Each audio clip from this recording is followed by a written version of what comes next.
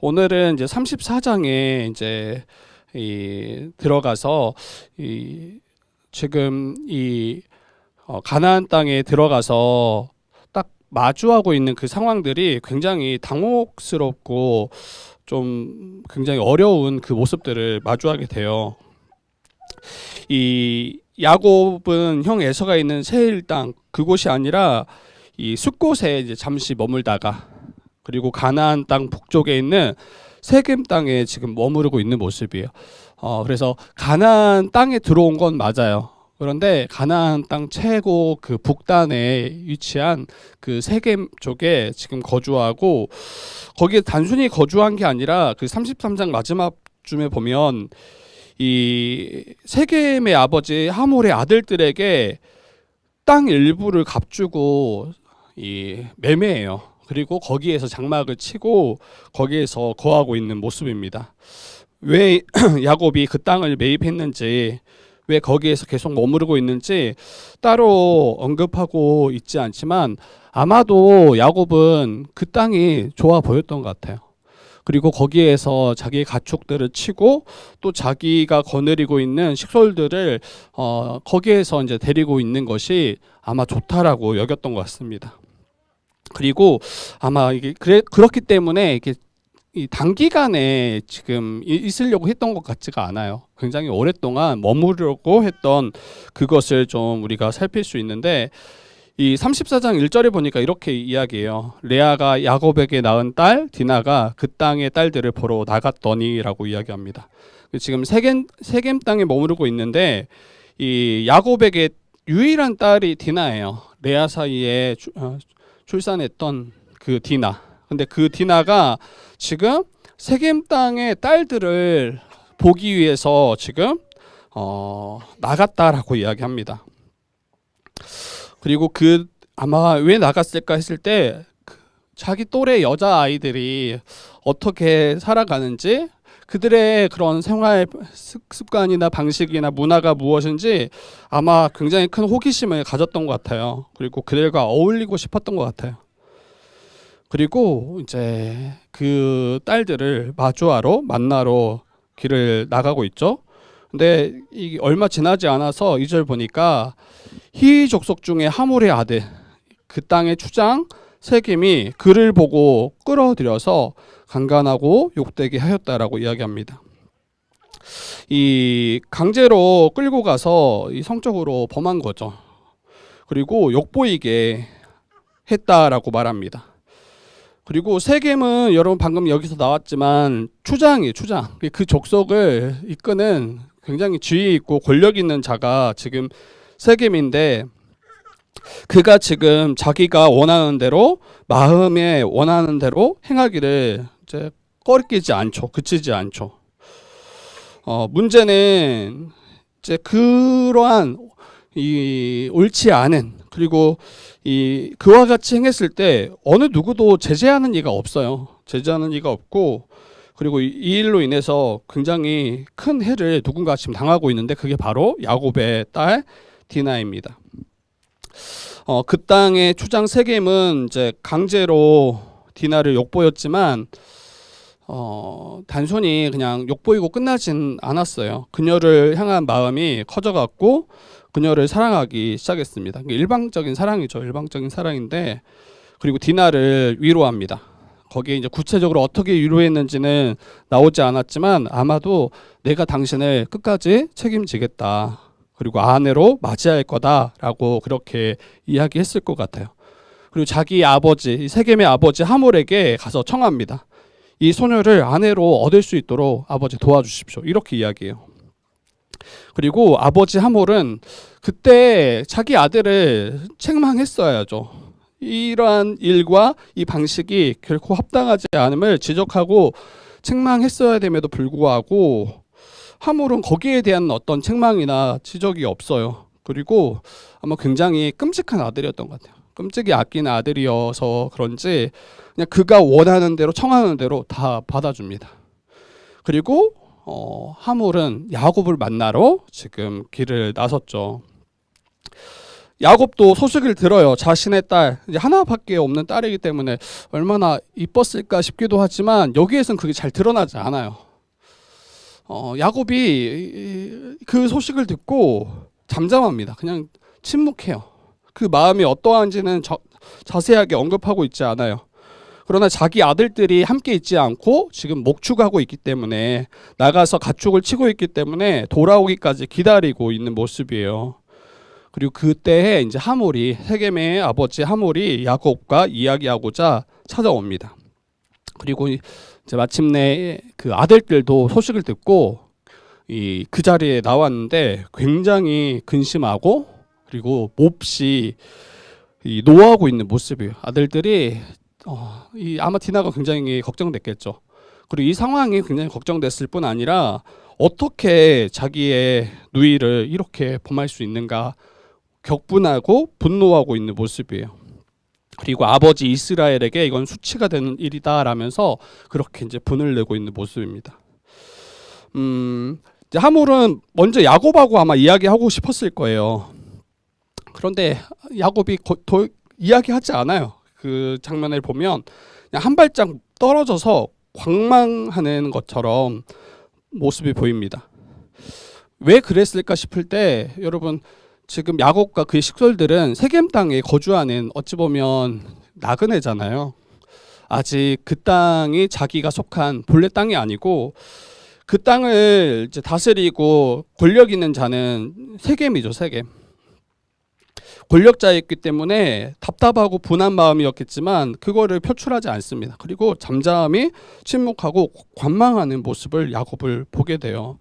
아마 자기가 잘못 이 일에 뛰어들게 되었을 때 자기뿐 아니라 자기의 식솔들 모두가 큰 해를 당할 거라고 그렇게 판단했던 것 같아요.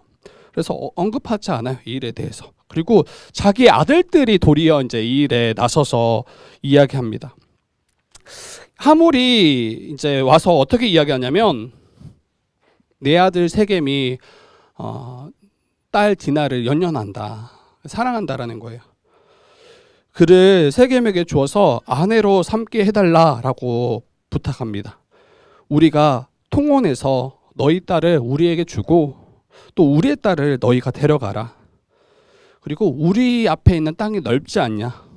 이 땅에 거주하고 너희가 이 땅에 어느 정도를 매매하라. 그리고 여기서 너희가 얻을 기업을 얻었으면 좋겠다. 이렇게 제안합니다. 굉장히 매력적인 제안이었을 것 같아요. 그러면서 어떻게까지 이야기하냐면, 내게 은혜를 입게 하라 말하면서 너희가 말하는 거 내가 다 줄 것이다. 이 소녀만 내게 준더라면, 내가 내 아들 세겜이 사랑하는 이 소녀만 내게 준더라면 내가 큰 혼수, 큰 예물을 청할지라도 다 주겠다. 이렇게 말합니다. 굉장히 지나치게 더 큰 것도 주겠다라고 말하는 거예요. 예전에 이제 그런 이제 구약을 보면 혹시 이렇게 어떤 한 여인을 범하여 이제 이런 일을 발생됐을 때 그냥 딱 지불하는 어느 정도의 그 값이 있어요. 근데 그것보다 훨씬 큰 값을 지불하는 모습이에요. 근데 이 야곱의 아들들이 어떻게 답하냐면, 그리 못하겠다라는 거예요. 그리 못하겠다. 그러면서 할례 받지 않은 사람에게 우리의 누이를 줄 수 없다. 만약 할례 받지 아니한 사람에게 우리 누이를 준다면 우리의 수치가 될 것이다. 이렇게 말합니다. 너희 중 남자가 다 할례를 받고 우리같이 되면 우리 딸을 너희에게 줄 것이다 라고 이야기해요. 그리고 한 민족이 될 것이다, 통혼할 것이다 라고 이야기하는 거예요. 이 제안을 만약 듣지 않는다면, 할례 받지 너희가 않는다면 우리의 딸 디나를 데려갈 것이다 라고 그렇게 말합니다. 그런데 여러분, 너희가 할례 받으면 디나를 주겠다 이 이야기가 아니에요. 이 말씀 보니까 이 야곱의 아들들은 지금 속이는 모습인 거죠. 왜냐하면 자기 자신들의 누이 디나를 더럽혔기 때문에, 그를 욕보였기 때문에 보복하고자 그들을 속이는 이야기입니다. 여러분, 할례는 여러분 뭡니까? 할례는 하나님께서 아브라함과 그에게 속한 모든 남자들에게 명령하신 약속의 표징이에요. 약속의 표징. 이를 통해서 하나님의 언약 백성임을 나타내는 표시가 할례죠. 그리고 이 의식은 이제 남성의 성기 끝을 그 표피를 자르면서 치러집니다. 그리고 이 할례를 행하고 나서 당분간 제대로 거동할 수가 없어요. 활동에 큰 제약을 받을 수밖에 없습니다. 근데 이거를 야곱의 아들들이 지금 이용하고 있는 모습이에요. 단순히 하몰의 아들 세겜만 할례 받게 하라 이렇게 말하지 않고, 그 세겜이 할례를 받으면 내가 나의 딸을 주겠다 이렇게 말하지 않고, 그에게 속한 모든 남자들이 할례를 받는다라면, 그러면 이 딸 디나를, 자기 누이 디나를 주겠다라고 말하는 거죠. 하몰과 이제 그의 아들 세겜이 이걸 좋게 여깁니다. 그리고 이 일 행하기를 지체하지 않고, 그리고 자기뿐만 아니라 자신들뿐 아니라 자기 성읍에 사는 모든 자들을 이제 설득하기 시작하는데, 그들과 우리가 친목하자. 우리 땅은 넓어서 그들을 받을 만하고 또 이 땅을 매매할 수 있지 않냐. 그들의 딸을 우리의 아내로 데려올 수 있고, 또 우리의 그들의 모든 것이, 이 야곱에게 속한 모든 것이 우리의 것이 될 거라고 설득해요. 굉장히 설득력이 강했나 봐요. 이거 다 그걸 동의하고 할례를 받습니다. 그리고 3일째 되는 날에 여전히 이제 통증이 있죠. 할례 후에 통증이 있는데, 아파할 때 야곱의 두 아들 시므온과 레이, 이게 시므온과 레이가 디나의 그 친오빠예요. 친오빠. 그러니까 또 다른 오빠도 있습니다. 친오빠 중에. 근데 이 시므온과 레이가 자기의 누이 디나의 일로 저녁쯤에 아마 기습했던 것 같아요. 기습해서 거기에 있는 남자들을 다 죽여요. 그리고 이 세겜과 그의 아버지 하몰도 다 죽입니다. 그리고 이 나머지 아들들이 이제 다 죽인 후에 나머지 아들들이 그 소금으로 가서 노력하기 시작합니다. 모든 양과 소, 낙이 재물을 빼앗으며 그들의 자녀 그리고 여자들까지 다 사로잡아서 노예로 끌고 오는 거죠. 그리고 모든 일이 끝나고 나서 야곱이 시므온과 레이를 불러서 이야기해요. 뭐라고 말하냐면, 우리 마지막 31절 한번 같이 읽어볼까요? 31절 같이 한번 읽어봅시다. 마지막 한 절입니다. 30절입니다. 30절 한번 읽어봅시다. 시작. 야곱이 시므온과 레이에게 이르되 너희가 내게 화를 끼쳐 나로 하여금 이 땅의 주민 곧 가나안 족속과 브리스 족속에게 악취를 내게 하였도다. 나는 수가 적은즉 그들이 모여 나를 치고 나를 죽이리니 그러면 나와 내 집이 멸망하리라. 네, 지금 마지막 그 30절, 31절에 모든 일이 끝나고 나서 시므온과 레이를 불러서 너희로 인해서 내게 화가 임하겠다라고 말합니다.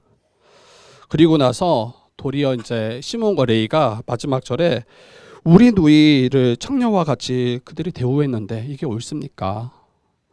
어떻게 참습니까? 라고 이야기하면서 이 34장 말씀이 맞춰져요. 여러분, 제가 이제 스토리만 쭉 이야기했어요. 스토리만 쭉 이야기했는데, 먼저 좀 생각해야 될 게, 이 디나가 세겜 추장에게 그 욕보였던 일, 아마 이 일의 시작은 이제 디나가 그 땅의 딸들을 보고자 했던 거죠. 그들을 알아가고자 하고 또 그들에게 다가가는 그 일로 시작된 일이긴 해요. 그리고 물론 이제 살아가다 보면 여러 가지 원치 않은 사건, 사고들을 마주하기도 합니다. 그런데 오늘 이 본문은 단순히 그렇게 우리가 인생을 살아가면서 마주할 수 있는 어떤 이 사건들, 사고들, 이런 일은 아닌 것 같아요. 무슨 말이냐면, 야곱과 그에게 속한 사람들은 약속했던, 그 하나님이 약속하시고 부르셨던 그 땅으로 가는 도중에 일어난 일이에요. 단순히 인생을 살다가 마주하는 그런 어려움으로 치부할 수 없고, 지금 세상과 이방 민족과 통혼하고 도리어 그들과 속하게 되는 이러한 문제가 지금 이 일입니다. 이방 사람들에 대한 호기심, 또 그들과 교류하고자 했던 디나의 모습, 이 모습들이 지금 디나에게 있는 거예요. 근데 문제는 여러분 디나만의 문제가 아니에요. 지금 이 가정의 책임자는 또 이 가정을 이끌고 지도하는 이는 야곱이잖아요. 이 집의 책임은 아버지 야곱에게 있다라는 것을 우리가 일단은 기억해야 돼요. 그가 거주해야 될 땅이 세겜 땅이 아니었음에도 불구하고 지금 그 땅을 매매해서 거기에 지금 거주하고 거기에 머무르고 있는 모습을 우리가 기억해야 돼요. 분명 가나안 땅 맞아요. 가나안 땅에 들어간 거 맞아요. 그러나 그 땅이 하나님이 머물고 거기에 거하라고 했던 그 땅은 또 아닌 거예요. 그런데 더 이상 내려가지 않죠. 딱 머물러서 거기에 안주하고 있는 모습을 마주합니다. 여러분 그 일로 인해서 이방 민족과 통혼하게 될 때 결국에는 하나님의 언약 백성이 이제 그 정체성을 다 잃어버리게 되죠. 그리고 세상을 따라 살아가는 그 일이 굉장히 심각해지고 또 가속화되게 될 겁니다. 여러분 이 말씀 볼 때 교회와 가정을 좀 생각해 봤으면 좋겠어요.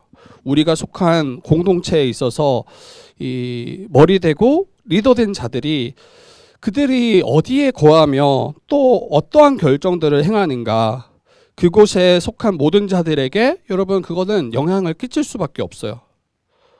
그렇지 않습니까? 떠나야 될 곳인데 떠나지 않고, 거주하지 말고 마땅히 가야 될 곳이 있는데 거기에 안주하고 머무르는 것, 마땅히 가르쳐야 되고 지도해야 될 것들을 가르치지 않고 지도하지 않는다면 여러분 그 리더뿐만 아니라 그에게 속한 모든 자들이 함께 그곳에 거하게 될 것이고, 함께 하나님의 약속이 아닌 세상을 바라보며 세상과 혼합되며 세상에 속하게 되는 그 일들이 일어나게 됩니다. 저는 이 말씀 보면서 목회자인 저를 많이 생각하게 됐어요. 교회를 다스리고 이끄는 직분을 하나님이 맡겨주셨잖아요.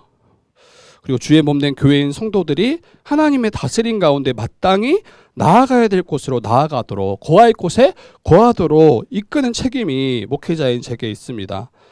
성도들이 복음 아닌 다른 것을 붙잡고 세상이 주는 만족과 안전, 그 세상의 방식을 따르려고 할 때 성도들을 일깨워주고 또 그들을 가르치며 끌어주는 역할이, 책임이 제게 있는 거죠, 목회자인. 근데 그때 침묵한다라면, 그때 교회가 교회로서 가야 될 방향이 아닌 다른 곳에 머무르고 있더라면 여러분 결국 그 쓴 열매는 저뿐 아니라 제가 속한 교회 모든 성도들이 함께 먹고 마시며 거할 수밖에 없는 거죠. 이번에 이제 제가 금요일 날 여러분들과 우리 수련회에 대한 어떤 방향, 결정들을 나눴어요. 좀 부담이 되죠. 실제로 뭐 시간뿐 아니라 또 이 수련회 비용도 부담이 됩니다. 근데 이 수련회가 우리에게 어떤 의미인가 다시 한번 좀 생각하게 되더라고요. 수련회를 어떻게 결정하고 준비해야 할지 굉장히 오랜 시간 동안 중간중간 틈틈이 생각하고 고민하고 기도하고 있었죠. 그러나 분명한 방향은 이걸 축소하거나 이거를 행하지 않는 쪽으로는 가면 안 되겠다, 이렇게 제가 생각을 했어요. 수련회 그 3박 4일 그 시간이 우리 모든 성도들이 말씀에 푹 젖을 수 있는 그러한 시간이고, 말씀으로 우리의 삶을 점검할 수 있는 그 시간이고, 또 우리가 앞으로 나아가야 될 그 방향들을 잘 우리가 알 수 있게 하는, 찾게 하는 그 귀한 기회가 있기 때문이죠. 그리고 모든 성도가 그 3박 4일 함께 그 아침부터 저녁까지 함께 살아가는 것은 여러분 진짜 실제로 우리가 한 가족임을 분명하게 보게 하는 그런 시간입니다. 연약함도 함께 더 드러날 것이고, 또 서로가 서로를 더 한 가족으로서 한 몸으로서 귀하게 여기며 살아가는 그런 귀한 시간이 될 거예요. 그리고 우리뿐만 아니라 주 안에 있는 수많은 연합된 교회들과 성도들이 나와 같은 한 몸이구나. 주의 복음 안에 함께 거하는 많은 성도들이 있구나. 서로가 좋은 영향과 이 은혜를 함께 나누며 또 거하게 되겠죠. 그래서 여러분, 이 많은 비용을 혹 지불한다 할지라도 참여하는 쪽으로 제가 결정해야 되겠다 하고 여러분들과 금요일날 나눴습니다. 이러한 결정이 우리의 어떤 어려움들을 아무것도 어려움이 없을 것입니다, 이런 이야기 하는 건 아니에요. 그러나 이 결정 후에 마주하게 되는 어려움들, 문제들이 혹 있다 할지라도 이것을 함께 그 다음에 풀어가는 것이 이게 이제 교회로서 더 훨씬 유익하겠다라고 생각했죠. 여러분, 제가 왜 이 이야기를 하냐면 이 한 번의 이 선택과 결정이 우리의 교회가 나아가야 될 방향들에 굉장히 지대한 영향력을 끼치게 될 거예요. 만약에 우리가 이제 수련회를 축소하거나 또 이 수련회를 아닌 이제 다른 방향으로 우리 교회 모임들을 만들어 간다면 아마 말씀의 그 풍요로움에서는 계속 조금씩 빗나가게 되겠죠. 또 그로 인해서 말씀의 통치를 받지 않을 것이고, 그로 인해서 결국에는 우리의 한 몸됨을 더 힘써 지키지 못하게 될 것이고, 그리고 그 모든 열매를 함께 아마 우리가 먹고 마시게 될 거예요. 그래서 우리가 지금 어느 곳에 서 있는지, 우리 주일교회가 어느 곳에 서 있는지 이 복음의 관점에서 계속 살피는 게 너무 필요합니다. 우리 자신을 좀 살피셔야 돼요. 내가 있는 그 자리가 이 복음에 합당하고 또 주님이 원하시고 바라시고 거하게 원하시는 그 자리 맞는지, 아니면 단순히 눈앞에 있는 어떤 이 유익과 또 손해, 그러한 것들을 따라서 선택하고 결정하며 나아가고 있진 않은지, 이것을 점검하실 수 있어야 돼요. 가정도 마찬가지예요. 저와 여러분들이 속하고 또 한 몸으로 지어져 가는 그 가정, 우리 가정이 지금 머물고 있는 것이 이게 정말 주님이 우리에게 원하시고 바라시고 뜻하신 그곳 맞는지, 당장 눈앞에 있는 그 이익을 따라가며 그것을 쫓아 살아가며 이곳에 이제 안주하고 거하고 있지는 않는지 점검하셔야죠. 복음의 관점에서 우리의 가정이 잘 세워져 가고 있는지, 우리의 자녀들이 그 복음에 합당하게 양육받고 있는지, 아니면 세상 방식대로 아이를 양육할 수 있어요. 세상에서 원하고 세상이 추구하는 그 방향대로 아이들을 양육하고 끌어갈 수 있잖아요. 근데 거기에 대해서 제동을 거셔야 돼요. 그게 참된 복이 아니고 우리가 신자로서 합당한 모습이 아님을 제동을 걸어야 되는데, 도리어 교회가 그것들을 더 괜찮다라고 여기고 그렇게 살아가는 것이 아무렇지 않은 것처럼 행하는 모습들, 우리에게 허락하신 시간들, 또 에너지, 또 물질, 이 모든 것이 하나님 뜻에 합당하게 우리가 사용하고 행하고 있는지, 아니면 이 다른 것에 마음을 두고 세상과 혼합되어져서 살아가고 있지는 않는지 우리가 계속 말씀 안에서 우리를 점검하셔야 됩니다. 그리고 한 가지 좀 더 생각해 봐야 될 게, 더 주의해야 될 게, 여러분, 저와 여러분들은 교회에 지금 속해 있어요. 그리고 복음을 잘 듣고 배워가고 있어요. 그런데 거기에 함정이 있는 것 같아요. 아까도 이야기 드렸지만 지금 야곱과 그의 식솔들이 거하고 있는 건 가나안 땅 아니에요. 밖이 아니에요. 그러나 그곳이 그러면 하나님이 말씀하시고 부르신 그 자리인가? 아니에요.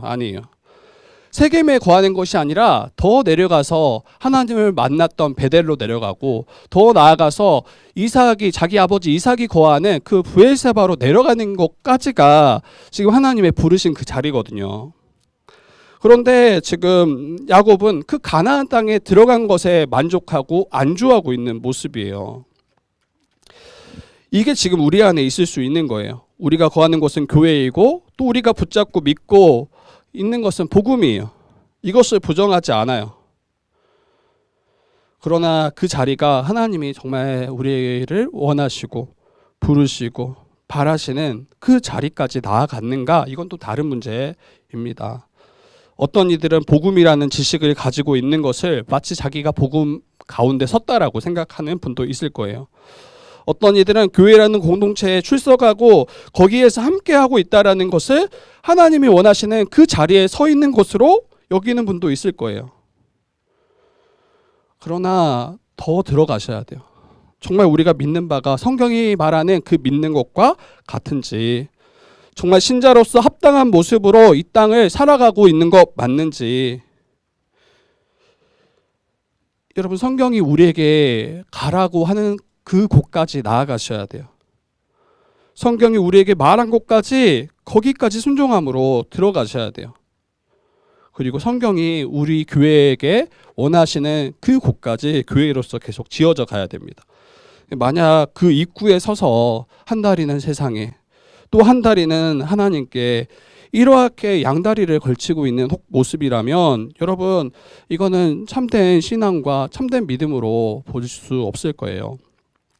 그리고 이와 같이 살아가고 있더라면 분명히 이 복음을 붙잡고 살아가는 것 맞지만, 근데 마치 아이를 잉태한 여인이 그 마지막에 출산하지 못하고 아이를 잃은 것처럼 이런 모습으로 드러날까 싶습니다. 그래서 여러분, 정말 내가 서 있는 그 자리, 내가 이 붙잡고 있는, 거하고 있는 그 자리가 주님이 내게 원하시고 바라시고 우리를 이끄시는 그 자리까지 나아가고 있는가, 이것을 다시 점검하셔야 돼요.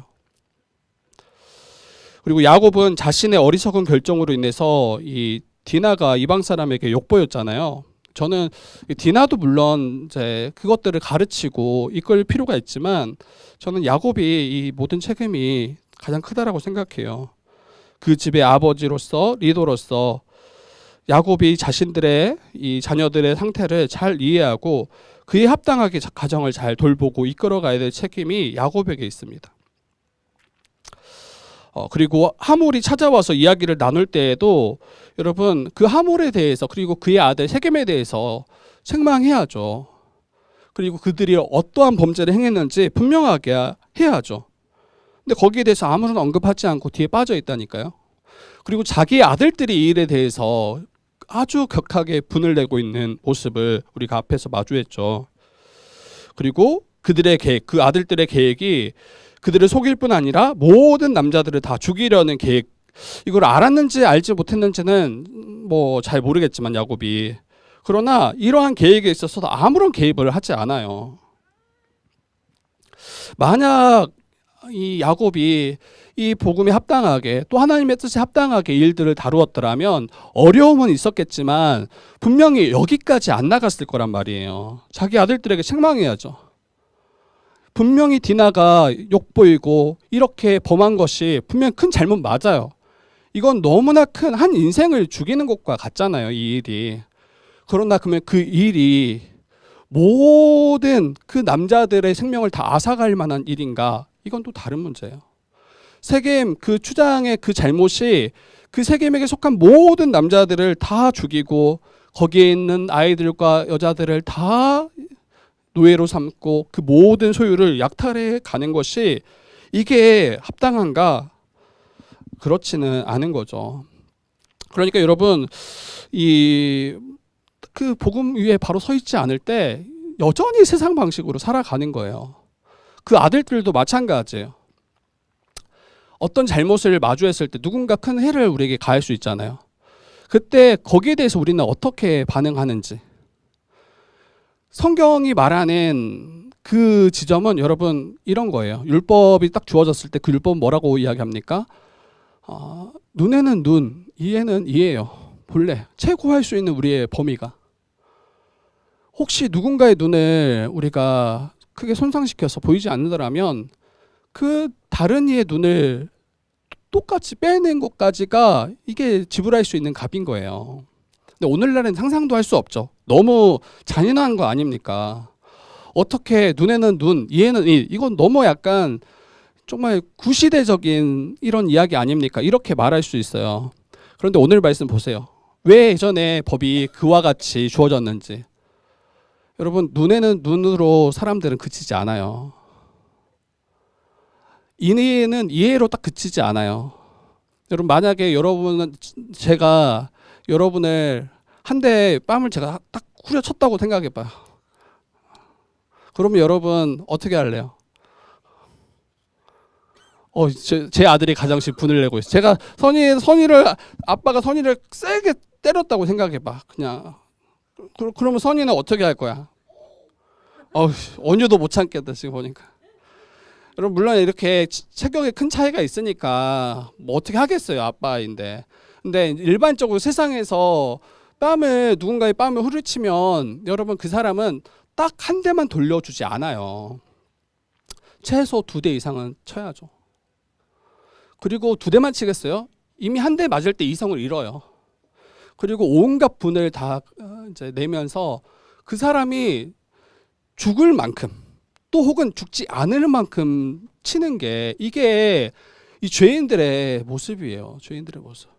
그러니까 이게 눈에는 눈, 이해는 이해가, 이게 도리어 가장 어찌 보면 우리가 더 이상 나가지 않도록 막는 그런 아마 법이었던 것 같아요.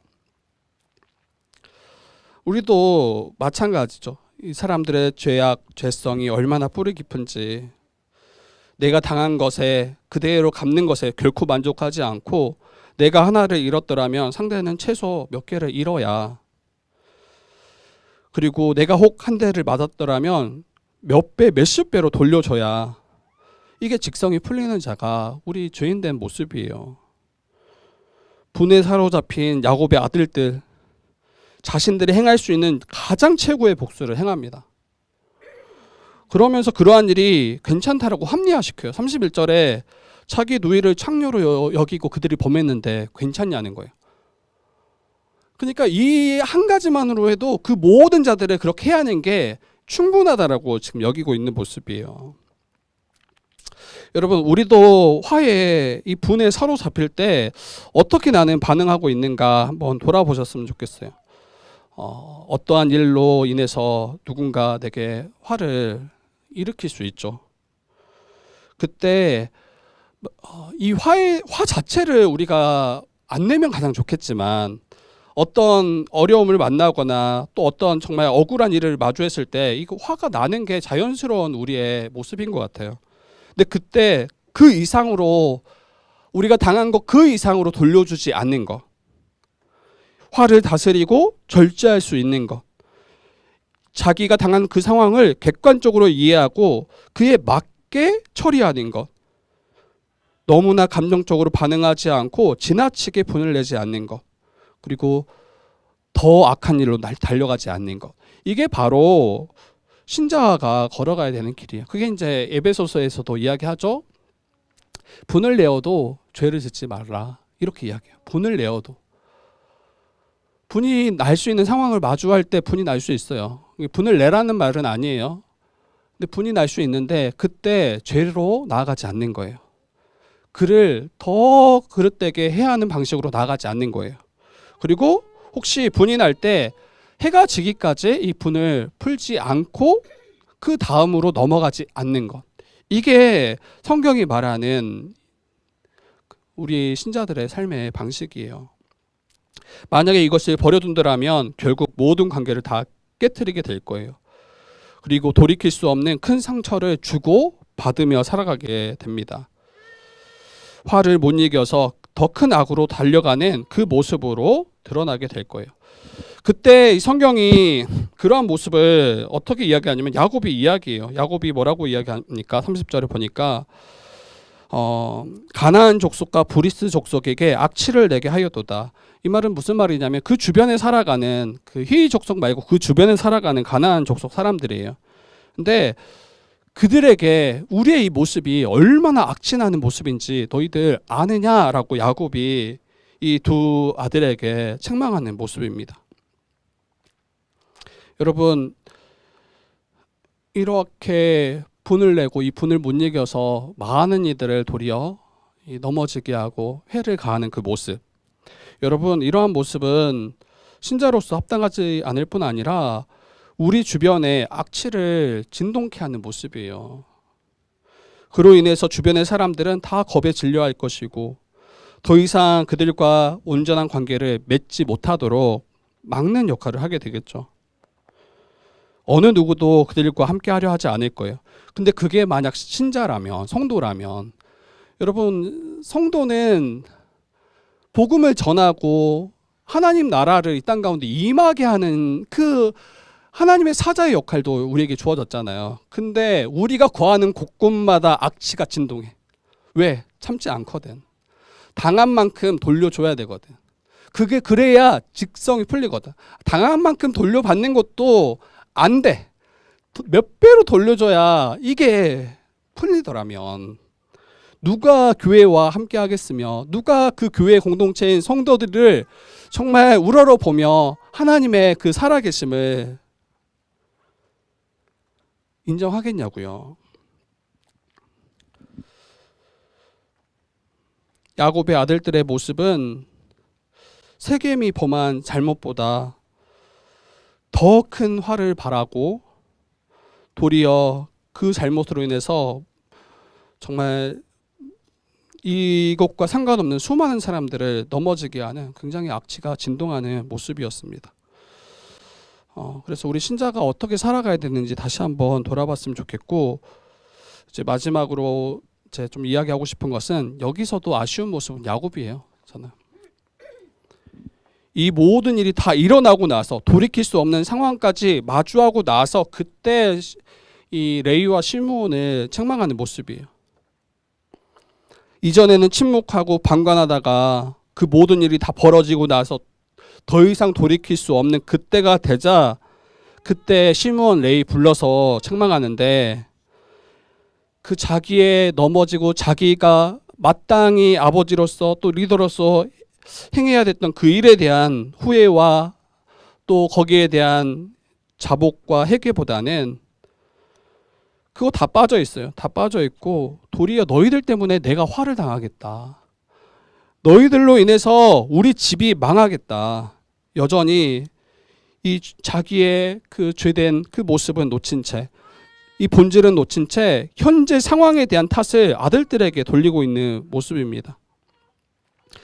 지금 자신들이 지금 당하고 있는 이 일이 하나님 보시기에 어떠한지 여기에 대한 이해가 없어요. 그리고 자신을 제외한 다른 이들에게, 자기 아들들에게 이 책임을 전가하고 자기는 빠져있는 모습. 저는 이 모습 또한 악취나는 모습인 것 같아요. 자기는 악취를 풍기고 있는데 자기는 그런지 전혀 모르는 거예요. 여러분, 제가 정말 깜짝 놀랐던 거는, 아마 이런 이야기 전에 한번 했던 것 같은데, 제가 선교사 훈련을 전에 받은 적이 있어요. 한 2년 정도. 언어 훈련하고 또 말씀에 대한 훈련을 받았는데, 저랑 같이 방 썼던 형제가 2명 있었어요. 저랑 또 다른 형제 2명. 그런데 한 명이 정말 상상하지 못할 냄새를 풍겼어요. 그 조그만 방이 있는데 정말 상상치 못하는 냄새가 그곳에 가득한 거예요. 그래서 근데 이게 뭐 하루 이틀의 그게 아니라 오랫동안 쌓여온 그 냄새요. 그래서 다른 2명이 정말 일단 그 장소에 같이 있는 것도 너무 힘든데 잠은 자야 될 거 아니에요. 그래서 잠을 자는데 어떻게 자냐면 그 다른 한 친구랑 저랑 정말 베개를 머리 위에 이렇게 툭 눌러 쓰고 이불을 그 위에다 또 하나 쓰고 그리고 잠에 들고 다시 일어났던 기억이 있어요. 이게 너무 이제 힘들어서 그 친구한테 제가 이야기했어요. 이거 조금 심한 것 같다. 그리고 저뿐만 아니라 다른 여러 분들이 가서 이야기를 해줬어요. 이거 이러면 안 된다고. 그리고 그 친구의 앞날을 위해서, 그리고 그 친구 그러면서 항상 했던 이야기, 저랑 동갑이었던 거 기억했어요. 그 친구가 항상 이야기하는 거, 왜 나는 여자친구가 안 생긴지 모르겠다. 그 말 듣고 더 깜짝 놀랐어요. 여러분, 근데 제가 왜 이 이야기를 하냐면 악취가 나는데 악취가 나는지 모른다고요. 상상할 수 없는 악취가 나고 있음에도 불구하고 거기에 물들어 있고 거기에 딱 거하는 순간, 거기에서 계속 거할 때 자기에게 이러한 악취가 나는지 모르며 살아가고 있다고요. 여러분, 야곱도 마찬가지고 그의 아들들도 여전히 마찬가지 모습이죠. 여러분, 본래 우리가 이런 자였어요. 본래 우리가 죄 아래 태어난 우리가 하나님의 뜻을 따라 행하지도 못할 뿐 아니라 여전히 내가 거하고 싶은 것에 거하고 하나님의 뜻에 반하여 살아왔던 인생이었죠. 그리고 이제 조금 뭐 복음 알려고 하니까 어때요? 마치 괜찮은 것처럼 다른 이들을 속이고 또 내가 당한 것보다 몇 배를 보복해야 직성이 풀리는 그런 인생을 살았던 인생이 우리였어요. 근데 이게 너무나 악취가 심한 모습인데도 교회는 깨끗하다, 교회는 거룩하다, 이것으로 다 포장한 채 살아오는 모습 아닌가. 우리가 속한 곳에서 우리는 어떤 냄새를 바라고 있는지 여러분 한번 다시 돌아봤으면 좋겠어요. 우리의 인생이 우리 주변에 거하는 이들에게 어떠한 냄새를 풍기며 살아가고 있는가. 그런데 우리 하나님께서는 그로 죄로 인해서 죽어서 악취를 풍기는 우리의 인생을 완전히 바꾸셨죠. 그리고 깨끗게 하시고 예수로 말미암아 또 예수 안에서 다시 살리셔서 또 다시 깨끗게 하셔서 이제는 향기로운 그런 냄새로 우리를 바꾸셨어요. 그래서 하나님이 받으시기 합당한 그러한 거룩한 존재로 우리를 바꾸셨습니다. 이제는 다른 이들에게 무관심하거나 그 일에 자기 홀로 빠져서 방관한 채 살아가는 인생이 아니라 하나님의 뜻을 날마다 구하고 또 자기 자신뿐 아니라 다른 이들이 하나님이 원하시는 곳까지 나아가도록 살피고 돌보는 자가 바로 우리예요. 그렇게 바꾸셨기 때문이죠. 전에는 다른 이들을 넘어지게 하는 자가 우리였더라면 이제는 그들을 바로 세우고 살리는 자가 바로 우리가 되었습니다. 전에는 이 분이 찾아왔을 때 못 이겨서 죄로 달려가던 자가 우리였더라면 이제는 화해케 하는 자로, 화목케 하는 자로 우리를 바꾸셨어요. 더 이상 이제 악취가 우리의 삶 가운데 진동하는 것이 아니라 그리스도의 그 향기를 바라며 살아가는 자가 바로 교회입니다. 그래서 우리 교회 그리고 우리의 가정을 한번 다시 돌아봤으면 좋겠어요. 그리고 우리 자신을 한번 돌아봤으면 좋겠어요. 나는 악취를 바라는 인생인가? 아니면 주 안에서 그 예수 그리스도의 향기를 바라는 인생인가? 그래서 날마다 우리를 통해서 주변이 좀 더 향기로웠었으면 좋겠어요. 우리의 입술이 어떠한 것을 말하고 있는가? 우리의 삶이 무엇을 행하고 있는가? 그래서 하나님의 뜻을 이룰 뿐 아니라 하나님의 뜻대로 생명을 살리는 일에 우리 귀하게 쓰임 받는 우리 모든 성도 되기를 주님의 이름으로 축복합니다.